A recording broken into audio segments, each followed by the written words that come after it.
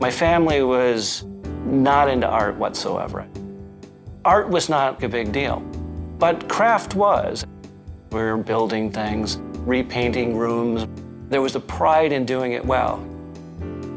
The idea of people actually communicating through imagery was sort of new to me.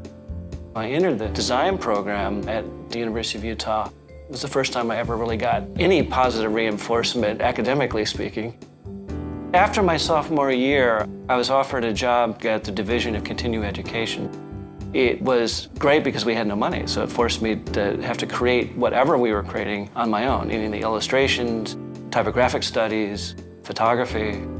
Being dependent upon your own skills, for me, was very important. Sitchikoff and Berman, there were two guys in the business. Jerry was more advertising-based. Nicholas was an elegant designer as well as a beautiful illustrator. They called me up and said, "Hey, would you like to come work for us?"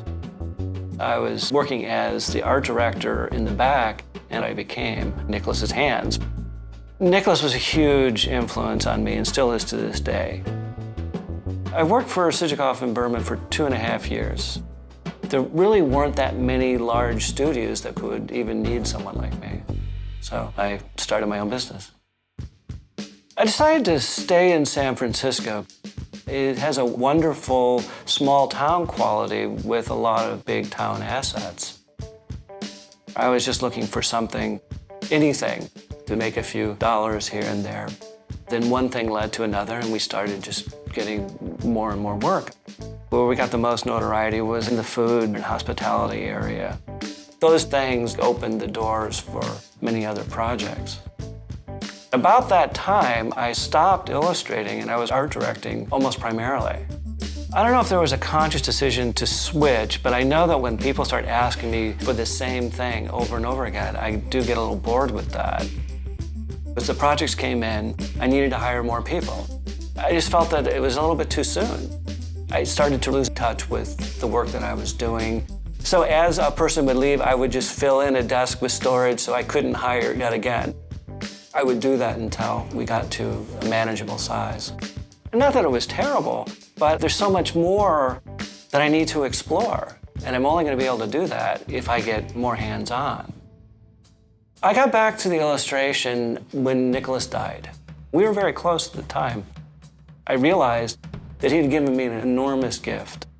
Once I started illustrating again, it's not like riding a bike. Boy, I was rusty.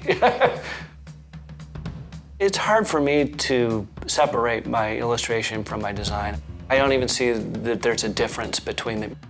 There's been an enormous problem because it just seems like my work's not cohesive. I'm just sort of like the freak. Sort of. Antidote is one of these experiments. I was working on a painting and I wanted to silkscreen an image onto the painting. And I had absolutely no idea how I was going to do that. And I said, well, let me start small and I'll start printing these cards. That laborious kind of process really fits me pretty well. I'm just always working. Even if I don't have a job, I'm creating something new. I just think that's what creative people do. If it's inside of you, it's what you have to do. Graphic design is sort of everywhere, and it also seems expendable. I want my things to last. It's this idea of giving part of yourself and leaving something behind that's worth being left.